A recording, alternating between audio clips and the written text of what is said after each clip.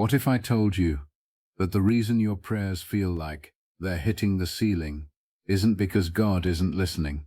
It's because you're awake at the wrong time. Not the wrong time to pray, not the wrong time to believe, the wrong time to receive. Because here's what nobody taught you in church.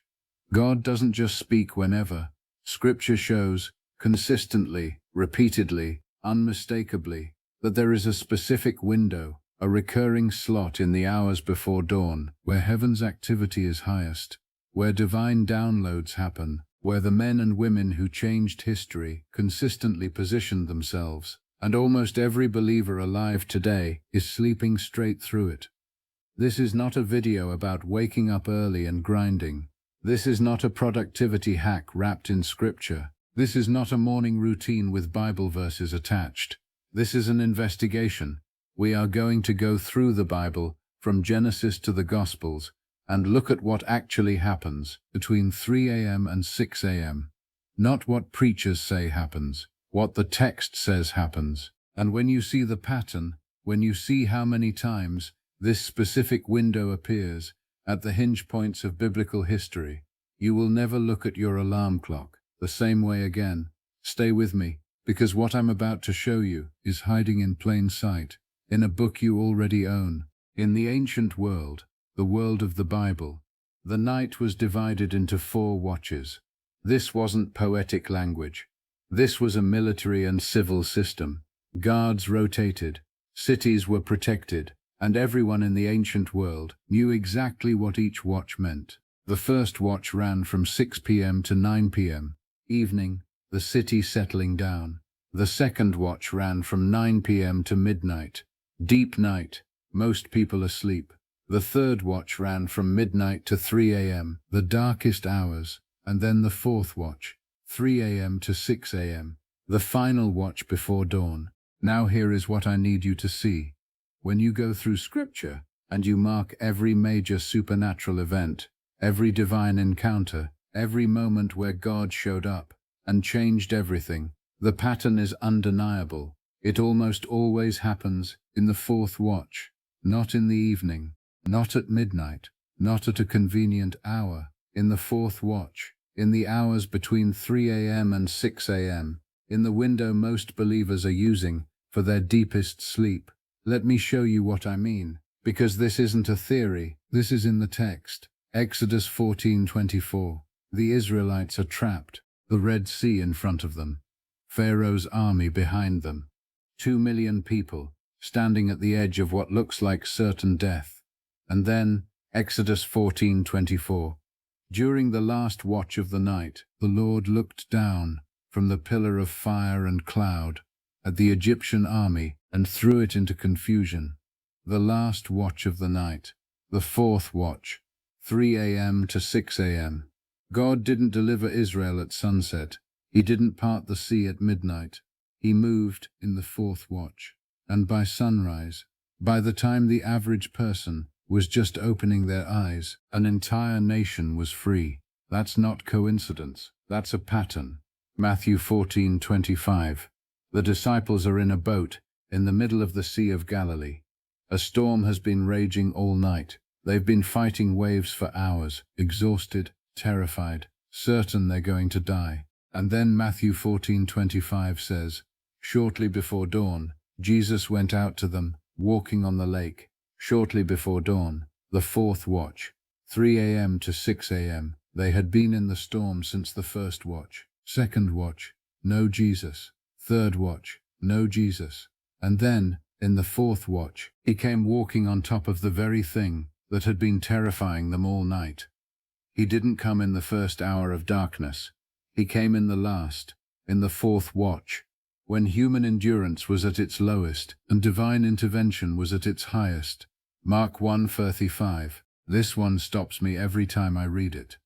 Jesus, the Son of God, the one who spoke the universe into existence, the one who could have called 10,000 angels at any moment. Even he had a fourth watch practice. Mark 1:35. Very early in the morning, while it was still dark, Jesus got up, left the house, and went off to a solitary place, where he prayed, while it was still dark, not at sunrise, not after breakfast, while it was still dark. The fourth watch, before the world woke up, before the demands came, before the noise started, before anyone could find him. If the Son of God built his day around the fourth watch, not out of necessity, because he had no limitations, but out of intentionality, out of alignment, out of a deliberate choice, to meet with the Father, before anything else touched his day, what does that say about the window? It wasn't just Jesus. Look at who else showed up early. Abraham. Genesis 22. God gives Abraham the hardest assignment of his life. Take your son, your only son, the son of the promise, the son you waited 25 years for, and sacrifice him. The weight of that instruction is almost incomprehensible. And what does Abraham do? Genesis 22:3. Early the next morning, Abraham got up and loaded his donkey. Early the next morning. He didn't lie awake all night paralyzed. He didn't wait until he felt ready. He rose early. He moved in the fourth watch. And that obedience, that early morning movement, is what positioned him for the greatest divine intervention in his personal history. Moses. 3 separate times. 3 of the most significant moments in Moses' entire ministry. The same detail appears. Early in the morning, the fourth watch, the pre-dawn window. Joshua, the day he crosses the Jordan into the promised land. Joshua rose early in the morning. The walls of Jericho. Joshua got up early in the morning. The crisis at Ai, early in the morning. Joshua had Israel come forward. 3 pivotal moments, and in every single one, early in the morning. The fourth watch, before sunrise, before the world woke up. Do you see the pattern? Every covenant, every crossing, every wall that fell, every nation that was freed, every time God showed up and changed the trajectory of a life, somebody was awake in the fourth watch to receive it. Now here is the question most people never ask. Why this window specifically? 3 reasons, all 3 rooted in Scripture. First, this is when the spiritual atmosphere is clearest.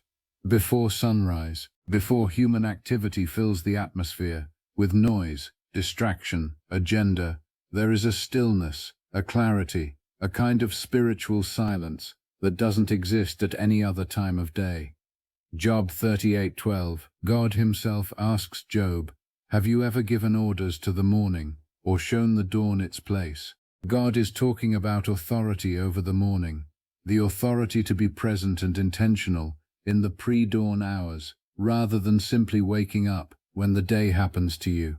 There is a reason the enemy works hard to keep you asleep in these hours. Scrolling, entertainment, late nights, they all have the same net effect. They rob you of the fourth watch. They keep you unconscious during the window where God's signal is clearest. Second, this is when God provides, and the provision has a timestamp. Exodus 16:21, when God sent manna from heaven, 2 million people, every single day, for 40 years. The Bible gives us a detail. Most people read right past. Each morning everyone gathered as much as they needed, and when the sun grew hot, it melted away. The manna didn't last all day. It had a timestamp. When the sun came up, it was gone. God's provision had a window, and those who slept in missed it. Third, this is when the enemy's grip is weakest. During the day, notifications, conversations, responsibilities, other people's agendas, all of it creates static, spiritual static, the kind that makes it hard to hear a still, small voice. But at 3 a.m., the phone is quiet, the house is still, the demands haven't started, the noise hasn't begun, and in that stillness, the voice that is always speaking becomes audible, in a way it rarely is during daylight hours. 1 Kings 19:12. God didn't speak to Elijah in the wind. He didn't speak in the earthquake. He didn't speak in the fire. He spoke in a still, small voice, a gentle whisper. That whisper hasn't stopped. It has never stopped. The question is whether you're in an environment where you can hear it. The fourth watch creates that environment. Now here is the part of this teaching. I have never heard preached anywhere, and it changes everything. While you are asleep, God is working. Psalm 127:2. He grants sleep to those he loves. Sleep is not empty time. Sleep is not wasted time. It is one of the environments where God does some of his most significant work in you. Genesis 2:21. God put Adam into a deep sleep, and while he slept, God performed the first surgery in human history. He took a rib, he formed a woman, he created covenant relationship, he built the first family, all while Adam was unconscious and completely out of the way. Genesis 15:12. God put Abraham into a deep sleep, and while he slept, God walked between the covenant pieces alone. Abraham didn't walk through, God did. While Abraham slept, God made a unilateral covenant, a promise that depended entirely on God's faithfulness, not Abraham's performance. Genesis 28:11. Jacob lay down to sleep, with a stone for a pillow, and while he slept, he saw the ladder, the angels ascending and descending, and God spoke to him directly. Job 33 verse 14 through 16. For God does speak, now one way, now another, though no one perceives it. In a dream, in a vision of the night, when deep sleep falls on people as they slumber in their beds, he may speak in their ears. God speaks in dreams. God speaks in the night. He is not idle in those hours. He is often most active. So here is what this means for the fourth watch. When you wake up at 3 a.m., you are not starting from zero. You are stepping into something God has already been doing. He has been working in you while you slept. He has been preparing the ground, and the fourth watch is the transition point, the moment where you move from receiving unconsciously in sleep to receiving consciously in prayer. You wake up into an atmosphere God has already been filling. So what do you actually do in this window? 3 postures, not a rigid schedule, not a performance checklist. 3 orientations of the heart. First posture, receive before you request. This is where most believers get it wrong. They wake up early and immediately begin listing everything they need. Lord, fix this. Lord, open that. Lord, send the money. Heal the relationship. Change the situation. But Psalm 104 gives us the sequence.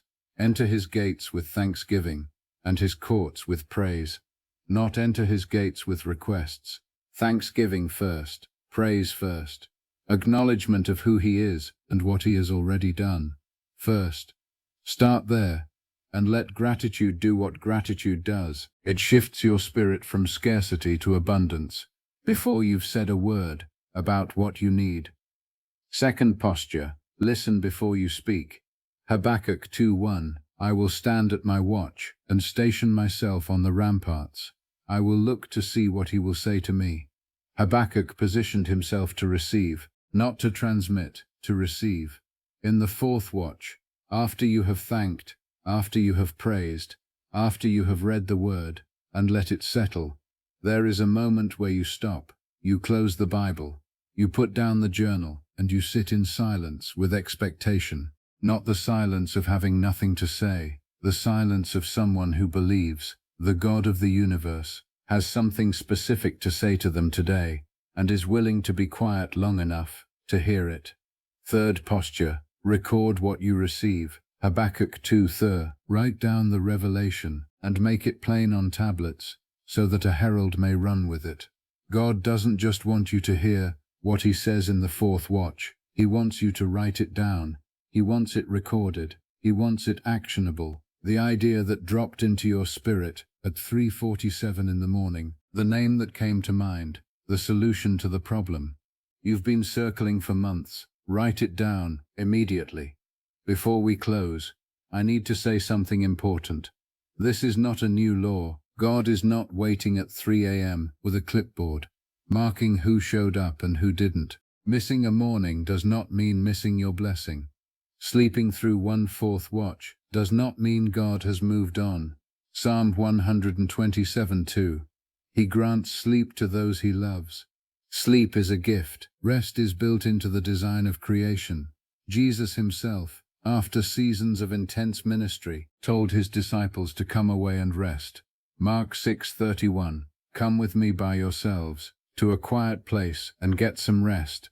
So this is not a guilt trip. This is not another performance standard to fall short of. This is an invitation. God has been holding a window open, a specific, recurring, pre-dawn window, where heaven's activity is highest, where the atmosphere is clearest, where provision has historically been waiting, where the voice that never stops speaking becomes most audible. And the question he is asking you is not, can you wake up at 3 a.m.? The question is, are you willing to try the window?